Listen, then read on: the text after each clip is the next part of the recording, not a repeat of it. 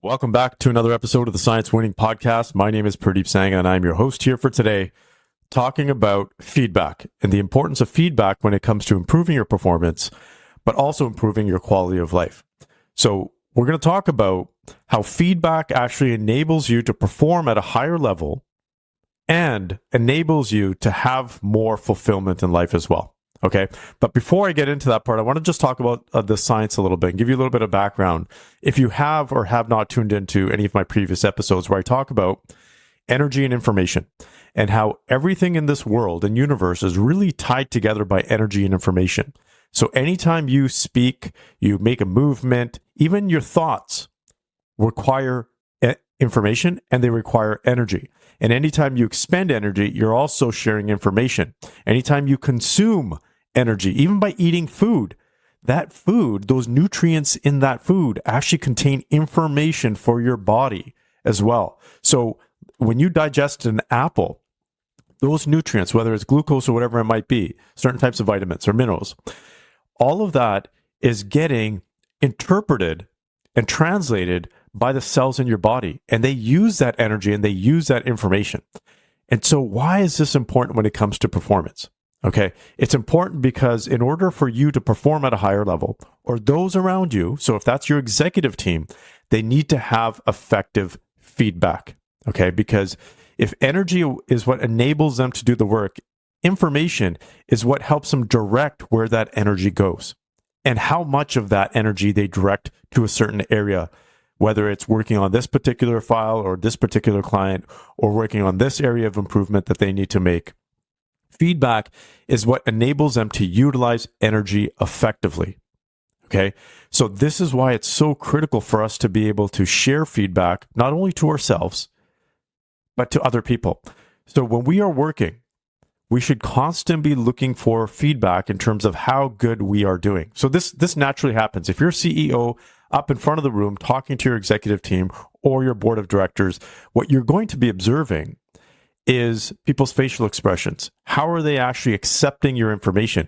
Are they engaged, or are they totally disconnected, or hopefully not even falling asleep?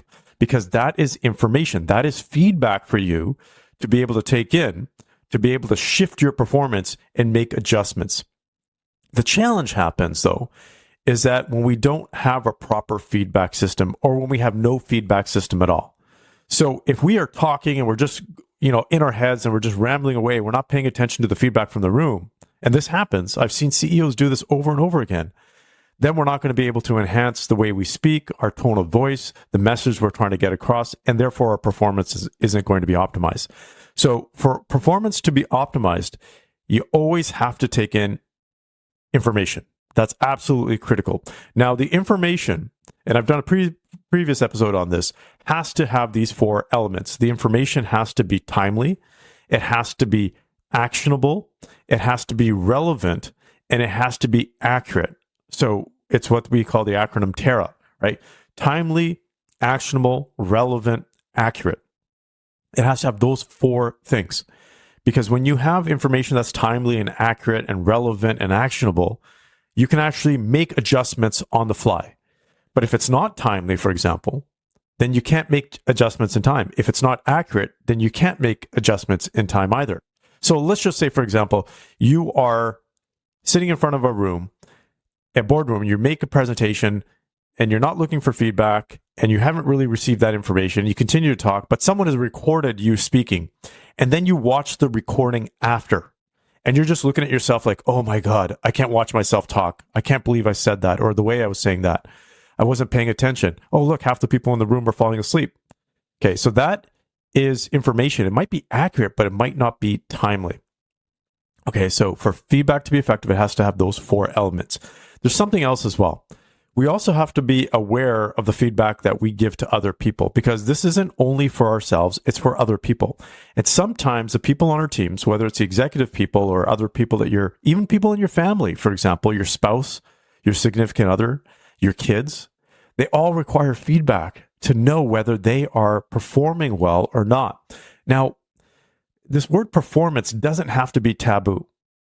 When people say, hey, how are you performing in your relationship? Some people think, oh, well, is marriage really about performance? Yeah, absolutely. Everything is about performance.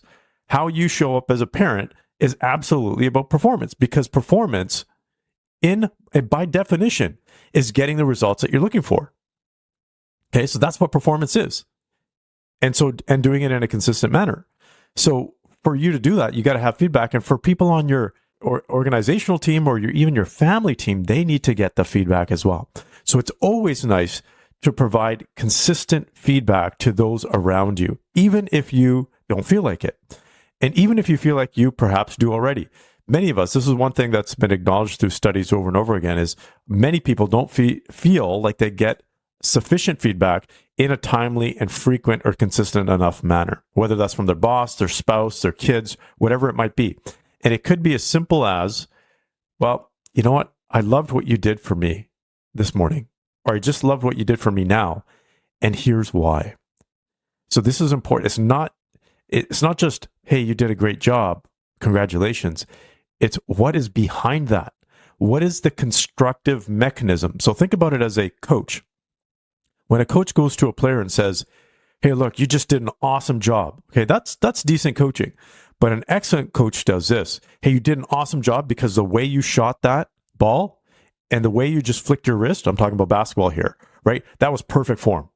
That is a type of feedback that you want to give. That's to try to and it's not always easy, because sometimes I miss out on this quite often, actually. And my kids remind me, because I have to be conscious. I have to be fully present. I have to be fully aware to be able to do that. But if I'm on autopilot, it's hard to provide that feedback. So I try to make a conscious effort to try to look at my kids and say, hey, you did a great job because of this, or I really liked what you did because you did that, and try to give them some constructive insight to the feedback, because that constructive insight is what actually enables people to shift. Okay. So if someone is giving you a congratulations or patting you on the back, that's great, but that's not going to help you enhance your performance. If they pat you on the back and say, hey, I love the way you spoke in front of the board the other day, that gives constructive feedback. Or they say, hey, even better, hey, I loved how you spoke in front of the board because you were concise, you were confident, you got the point across. Okay, so these are the types of things that should be incorporated into feedback to enhance performance. And on the flip side, as I talked about, it's also beneficial to enhance quality of life. Okay, because performance and quality of life are tied together hand in hand. And so who doesn't want to hear good things about them? A lot of people don't want to hear some of the, the not so good feedback, but that's absolutely required as well, because if we don't get the not so good feedback, we can't get better. So for those of us who shy away from feedback or constructive criticism or feedback, that eventually doesn't help us out in terms of quality of life in the long run, because we continue to do the same thing over and over and over again. The whole definition, the whole purpose of life, as I talked about the 5 components, right? Observing, choosing, taking action, experiencing life. And one of the most fundamental and most important things is learning. And in order for us to learn more effectively, we have to have a proper feedback system.